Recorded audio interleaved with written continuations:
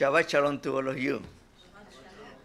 We're getting almost to the ending of the book of Numbers, Bamikvar HaSefer. And we are getting closer to the portions of getting into the land and trying to do the allotment of the lands and to trying to get to give to the people the different tribes. In that process of preparation, this new generation that is going to come into the promised land, there are difficulties. And one of those is that because of what happened with this new generation, Moshe Rabbeinu and his brother, the Hagadol Kohen, or the Kohen Hagadol, or the Gadol HaKohen, whatever in Hebrew sounds better, he is the one that they are not going to be allowed to go to the promised land. And this caused a distress to Moshe Rabbeinu. Also, it is very interesting to see after that the attitude of the true leader, like Moshe. Instead to be jealous about anything or to be upset, he continue with his passing the baton, passing the batuta, we say in Spanish, and the leadership to another person. Interestingly enough, he is not the one that is going to choose the leader. He's the creator. Was obvious for many of us when we have been reading the scripture that maybe the leader needed to be unified. The two leaderships, Moshe Rabbeinu and Aaron as one, and give it to their son, Aaron's son Elazar. But what is happening is that this leadership, what I call it the political or administrative leadership, it is not inherited. It's going to be passed out according to the capabilities and according to the leadership capabilities. And we're going to see here something very interesting. If we can compare Pinchas and Yehoshua about leadership, about characters, about personalities. It's causing this parasha a little bit of problems, especially to our sages, especially at the end of this time that we are living right now. We are in a situation that zealotry or fanaticism is really in the climax of certain religion. The killing for the sake of killing and destroying for the sake of destroying, in the name of their God. And sometimes this can be used as derogatory terms against the Torah and the scriptures, because looks like that in this portion, our Creator is rewarding this zealotry, is rewarding this fanaticism. And if we do not read it and we do not understand in the way that the Creator wants to give it to us, sometimes we can arrive to the wrong conjectures. From the other side is also we are going to see about how the Creator chooses leadership. Which has seen later on, for example, when there was chosen the king of Israel. Even that was not according to the Creator's desires. I will put it in this way. The Israel wanted to be like the other nations. And that has been what I call it, the Achilles or Achilles heel. That has been the problem with Israel. Constantly trying to be like the other nations. One of the things that I spoke last week, if you remember, making the comparison with the United Nations, the other nations, how Israel constantly is being attacked by the rest of the world. As the worst nation in the world, when it's the most generous nation in the world, in spite of the size and in spite of the enemies that is being surrendered. Very few people knows about how much Israel does for the undeveloped countries. Many few people knows about how Israel treats his own enemies. He has opened a field hospital in the Golan Heights to treat the Syrians and the Arabs that are the arch enemies of Israel, and they treat them. That to tell you about Israel, but how many people knows about that? The only thing that the news tell you is about how evil Israel it is. Only to make you a point.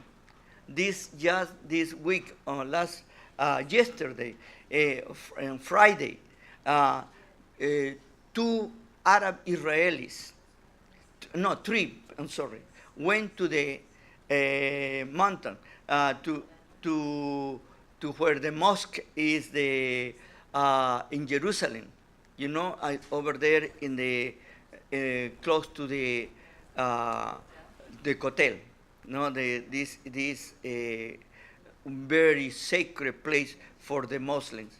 They can kill and destroy anybody there. But if somebody else defends themselves, they say that they are profaning their temple. It's very interesting. They profane the temple any time. But when somebody else tries to defend themselves, you are profaning. That means when you are there, you must be killed by them. Okay? But you cannot defend yourself.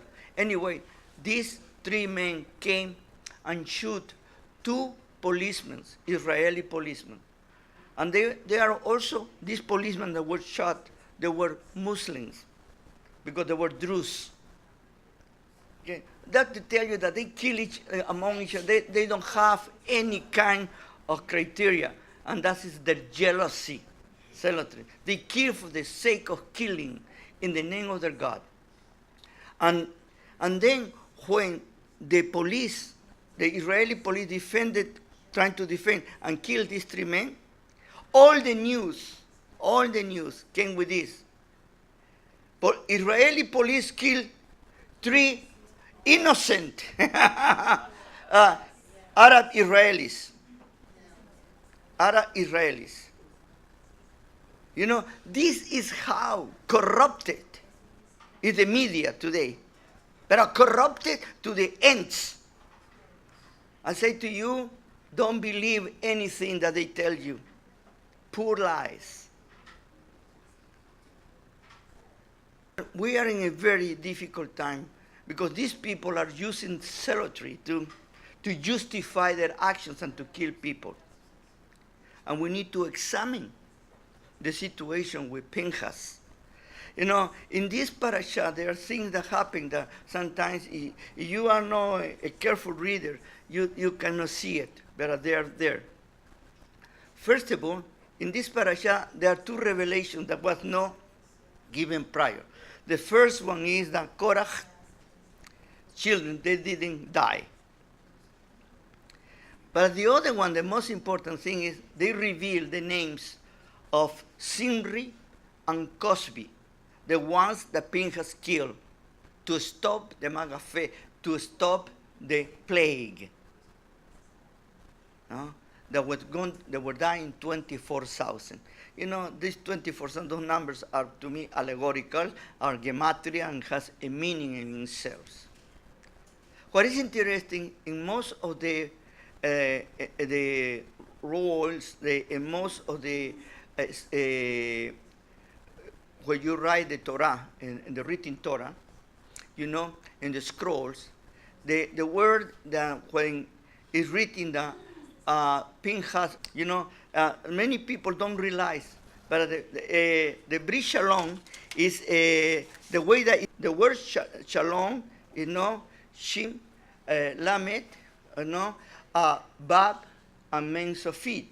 Bab is a broken Bab, and that it is not in a kosher scroll. But what they allowed is a broken, is coming Yud, and little they have the rest of the Bab. There are many, many explanations for that. One of those means number 6. And the number 6 means men. And what it means is the broken man.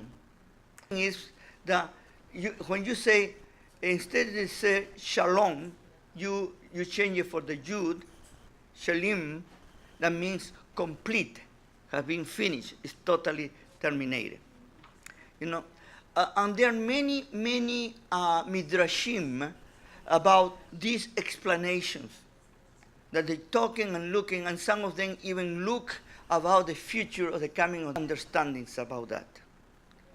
But I don't want to go that far. I don't want to go to the sod, to the mysterious, or to the heavy thing. I want to be more in the plane of today. And what is for us, how we can understand this through the scriptures. In the Torah, about us, our people, our heroes, the way that they are. We do not trying to make it them greater than they are. We're trying to make it who they are, with the good and bad things. Now, here you're going to see things that sometimes you pass over, but you need to, with the time, you need to take a little bit of consideration. The first one is that we are talking about the Levites, and we are talking about the Shimonites. The first thing that we're going to see both brothers together in a special way, is about trying to sell Joseph, but before selling Joseph comes something. To trying to vengeance of Dinah, the rape of the Dinah in Shechem. And what they asked the people of Shechem, and they kill all of them. They were bloodthirsty to the end. Even at the end, Jacob Avinu, our father Jacob, didn't about what they did, and at the end he talks about that they were bloodthirsty, the Levites and the Shimonites. What did he tell you? That they were people with a lot of zeal. That's the term. We're going to go then the golden calf, the Gel Sahab, and we see there that at the end when Moses is very upset, who are the ones that say we are going to kill everybody? The Levites. And the Levites didn't have any problem to kill their relatives, to kill their friends, to kill their enemies. Whoever was there, they have a sword and they will cut a lot of necks. Boy, they were very. And now we have in this portion, we have again Levites, and this against the Shimonites. Pinchas is going to represent the seal for the Creator, and Simri is going to represent I'm going to call the secularization of Israel. Who cares about, or those ones who are atheists or whatever, who cares about any God or anything like that? I do whatever I want to do, and there are no consequences for that. And because of that, there needed to be a stop. What Pinchas did, and that was an act of zealotry, is very obvious, but because of his act, he was able to stop the destruction of Israel. Then sometimes it's very difficult to totally comprehend and to understand, but it's there. And sometimes we do not have all the answers. If our sages are trying to go around and trying to put the condiment to try to make it more palatable, sometimes it's difficult to explain everything. Next is coming, that is very interesting. Something that has been talking for a long time. Who is Pinchas? If you go to Shemo HaSefer, the book of Exodus, chapter 6, verse 25, to be specific. What is say that, who is Pinchas' mother? A Midianite. a daughter of Putiel. And who is Putiel? Putiel is considered that is Jethro. You know? Then he had something in common with Moshe Rabbeinu. Both of them were married to Midianites. You know? Now let me ask you something. According to rabbis today, was Pinchas a Jew or no? Well, maybe he converted. She converted. You know, before she converted. That to tell you about how the imaginations of the rabbis are so strong that sometimes misdirect certain things from the Torah. And this is the problem I have been always talking about, lately more than ever, emphasizing about how dangerous sometimes is being so religious that you become so fanatic that you miss the point of what is true and you make your own truth on yourself. Anytime that you become the center of the attention, that is something wrong. Because anything that we can do and we need to reflect is the Creator. Reflecting the Creator because we are light of Him. We project His light. Not our light, His light. And when we look at ourselves and we are the center, that's when the problem is. Pinchas was the center. Was the Creator who was the center. We need to look at it in that way. And sometimes, many things people look for the glory to themselves. It's the Creator who rewards. And He rewards Pinchas with two things that are very strange, and still today, the Midrashim, they try to explain it one way or the other, and there are thousands of explanations. You have heard this idea, no? To Jews, 3 opinions. And now can you imagine how many teachers and how many rabbis there are and how many opinions they can have? You know? But the point that I'm trying to make here is that what Pinchas did, it is not something to do all the time. It is not the norm. Was something very extraordinary. And what was the problem? Let's examine a little bit what was happening to Israel. There was a total defiance to Moshe Rabbeinu, but they really were defying the Creator. Israel was crumbling because what was the things that brings destruction to our societies? Okay? Look at this. There is historical proof that the greatest empires has fallen for two things very, very interesting.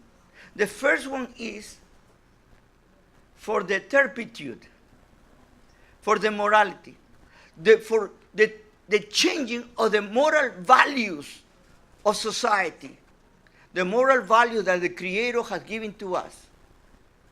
When we have changed the good for what is wrong and the wrong for what is good, we, society, today we are living that thing.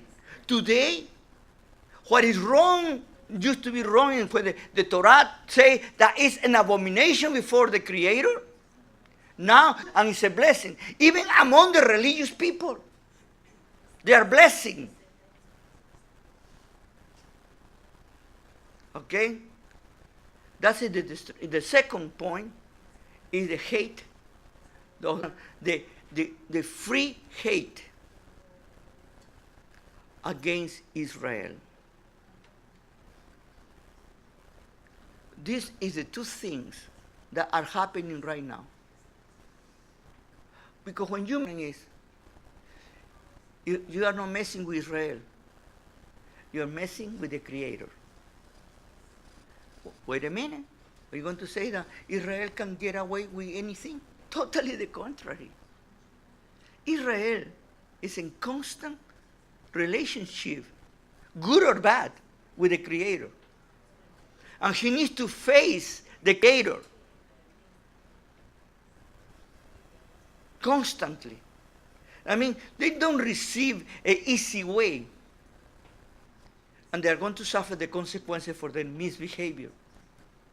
And we are suffering because of that. That is one side. The other side, it is that in this same parasha, basically Moshe Rabbeinu is disheartened that he cannot go to the Torah with his people. He already had received that before, and he knows. And what he does in chapter 27, he basically pleads to the Creator, please delegate the leadership to somebody else. Please choose someone, because it's not good that you leave Israel without a shepherd.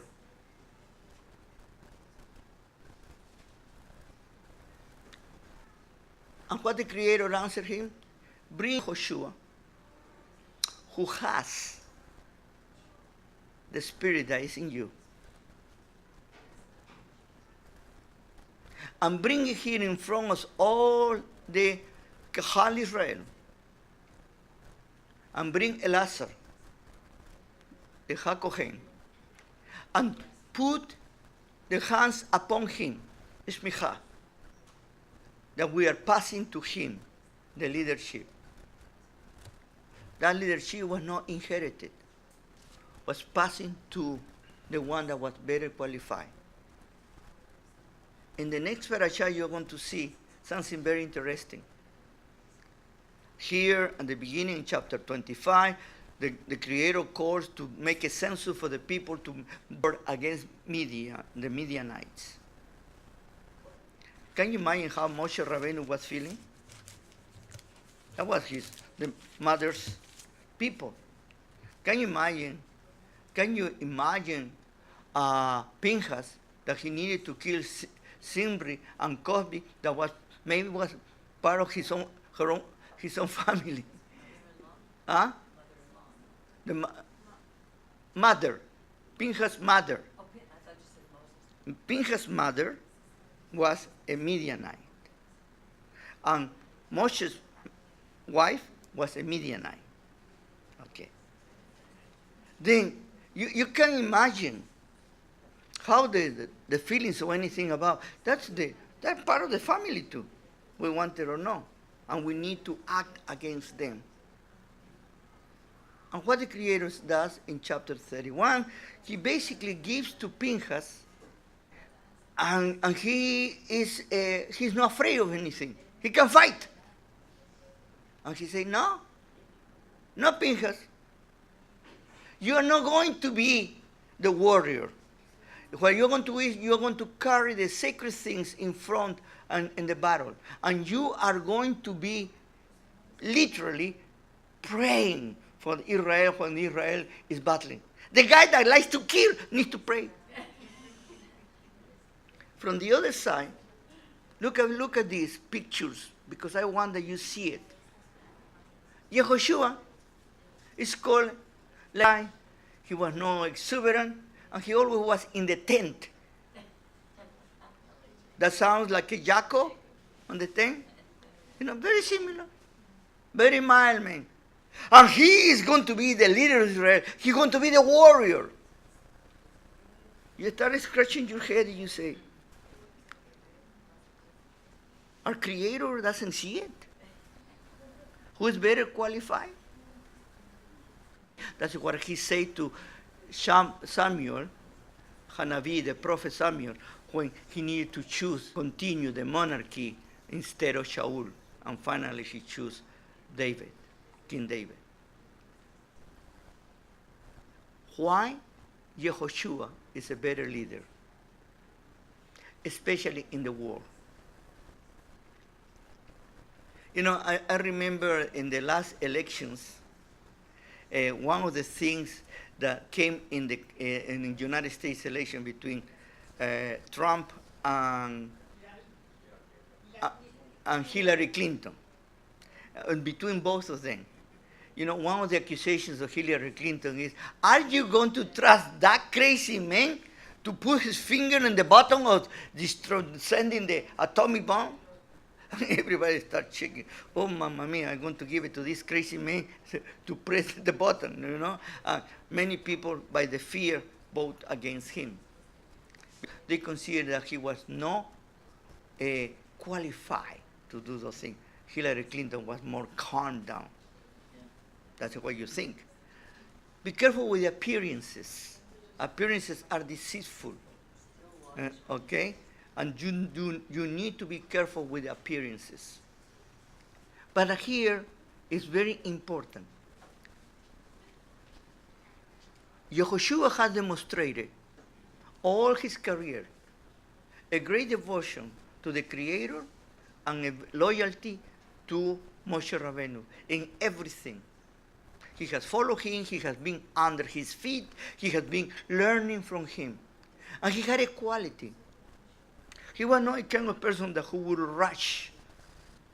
Even in one moment, when he saw the people that were prophesying, he said, because he was trying to defend the honor of his master, Moshe Rabbeinu. You know, these people, stop them, don't let them prophesy. And Moshe Rabbeinu said to him, how much I would like that all Israel will be a land of prophets. Yehoshua was a calm person who will, before he jumped to something, he will check. Also in this parasha is something very interesting, talking about Moshe Rabbeinu. Because in chapter 27 also comes something that it is Selophahed or Selohad. This is a person who died and left 5 daughters. You know? And 5 daughters, and these 5 daughters start fighting for the inheritance. Because they didn't have boys, a son. He didn't have son, only daughters. He said, what are you going to do? You know, that's the poor Tavia, you know? 5 daughters. What are you going to do? And basically, they fight. Look at the women. They fight for the right. They go to Moshe Rabbeinu and say, this is not fair. Now let me ask you something. For those who would say that if Moshe Rabbeinu who made the Torah, what did Moshe Rabbeinu say? Okay, I want to change it. Wait a minute. I don't have the right to change it. It's him who changes it. I need to consult with him. And if the Creator say, it's right, they need to change. Who is the one that changes? Moshe or the Creator? Those principles we need to understand today. Because today it's very easy that somebody very smart can man and he change whatever they want to. Then we're seeing things about leadership and actions in this parasha that sometimes bring to us certain confusion, but at the end there is a light. The light is that we need to do accordingly to the principle that the Creator has given to us about fairness, about justice, what is right. And yes, there is nothing wrong to use common sense. Sometimes in the religious realm, common sense doesn't exist. Fanaticism is the best weapon, and it's totally the contrary. It's the last thing that you need to use for.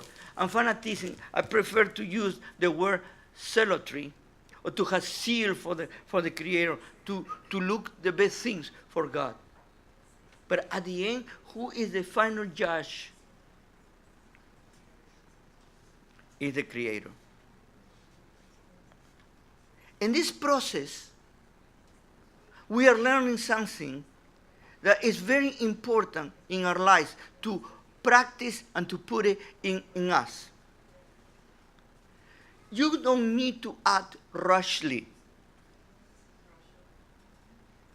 Okay? You need to really take everything in consideration. And never ever act when you are upset. Take your time to cool off. The most irrational decisions are made when you are hot and you lose your temper and you lose your way of behaving, and at the end you pay for it. Totally loss of perspective and loss of objectivity. Not because they have done an injustice to you, you need to go immediately and to kill. You need to take it back to examine the situation. You know, I am telling you about my personal life. When I was little, they called me Matasiete. There was a little tale about a tailor that he killed 7 flies in one shot, and he put himself that he was Matasiete, and everybody started having fear about him. But I was known as Matasiete. Many times, my lack of patience has been my worst enemy. Maybe I was right, but my reactions were wrong. I have been asking the Creator to, please, keep me down. That is the reason the word shalom, the breath of peace, is the verb is kare. Because to get shalom, to obtain shalom, you need to know what is the worst, what is war, what is destruction. When you have not been in a situation of evil, when you have not been in a situation of things wrong, you can never compare what it really means shalom. You need to be a broken person in order to be able to make it right. When you are so stuck up and you think you are the center of the universe, you're full of pride, you cannot humble yourself before the Creator. It is so important. You know, in the scribes, you know, the soferim, they have in the scroll, they have a term they call soferut. And basically is how the scribes, they write in the Sifrei Torah, in the scrolls. And this soferut, the cutting of the bow, that will be making the scroll not kosher, because it is something wrong there. But because of the meaning of what that shalom was giving to Pinchas, because was the death of one of our own, even that was wrong. You know, the Tanakh say that the Creator doesn't rejoice in the death of the evil one. It's not like that, because all of us are his creation. And he suffered for us too. When we see the killing among each other, what is happening right now in the Middle East, if you see the news and you see children and elderly people suffering and dying. For what? Because my God is better than your God? Or I am more righteous than you are?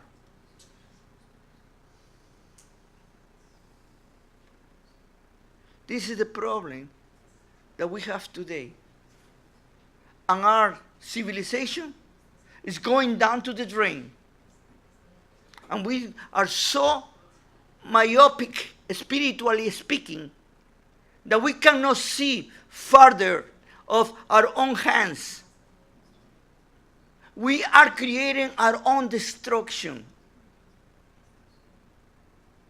Because we are allowing this statement, everything is okay, no matter what.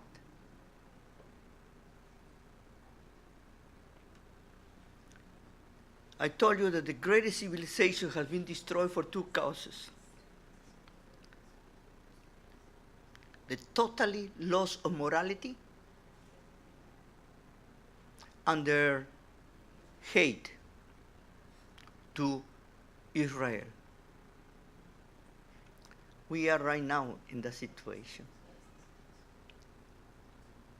There is no worse blind than the one that the one doesn't want to see, and there is no worse deaf than the one that doesn't want to hear.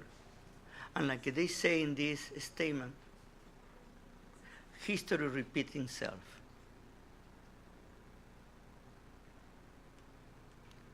What we can do? Now, when you do the diagnosis, the doctor say to you, you have terminal cancer. What can you do? Go jump to the lake. No? Shoot yourself. There is no hope. When the doctors don't have the answers, we have a greater doctor. Let's go to him. Intercede. Let's pray, let's ask, and let's act for what is right. Don't be afraid to say what is right. You don't need to attack in order to defend what you believe is right. But you need to stand up for what you believe. Right now we are in a society that everything is forced on us. It's put in our mouth. And if we disagree, we are condemned. We complain about those regimes that are totalitarians because those regimes, supposedly, you cannot do anything against them because you go to jail or they kill you. In these free societies that we are living today, here in America and in Europe, they are so progressive. You can be progressive in only one way, their way. If you are progressive in a different way, they kill you, they exterminate you, they destroy you, they call you bigot. Because they are the only one that are wise, and they are the only one that has all the answers for you. Today, most of these free societies, what they tell you? They tell you, give me your life and I'm going to take care of you. I say, no way, Jose. My life is given to the Creator, not to you. Cursed be the man who trusts in man. Blessed be the man who trusts in the Creator. It is time that we also learn to express ourselves. Not to accept everything that they tell us. It is time also that the governments take responsibility for what they do. Sadly enough, I just read this week too an article about our old Canada, the wonderful and free Canada. They has banned all the winery from Israel especially the winery that comes supposedly from the occupied territories. We call it the free territory, but they call it the occupied territory. Because Canada doesn't accept Israel borderlines before the 1967. Is Canada God?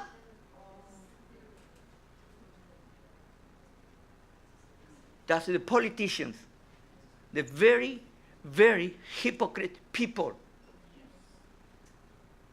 And what I am ashamed that many of us Jewish people, we have voted for those people. And we got rid of somebody who was totally for Israel and was a godly man. I cannot talk about politics.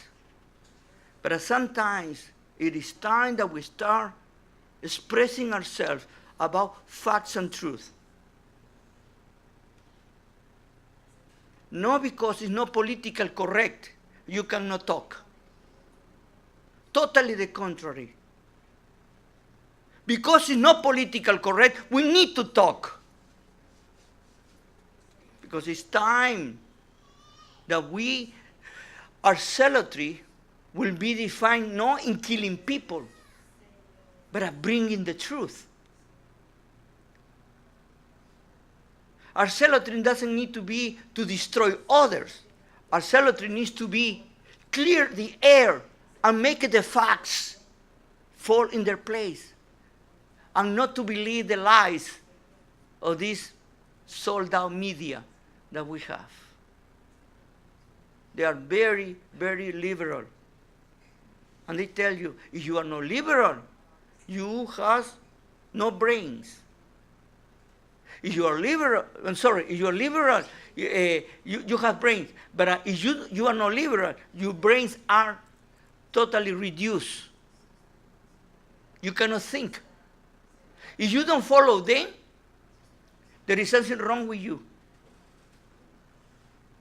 And they are leading the whole nations to the cliff. They are leading all nations to destruction with their actions. In this one world idea, we are losing. And it is time that we start speaking. And we need to talk. Moshe Rabbeinu passed the baton to the next generation.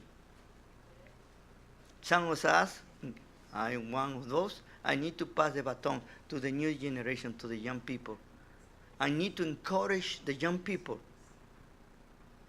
to learn to live by principles of the Torah, not by the human principles, humanistic principles who are very destructive. May the Lord have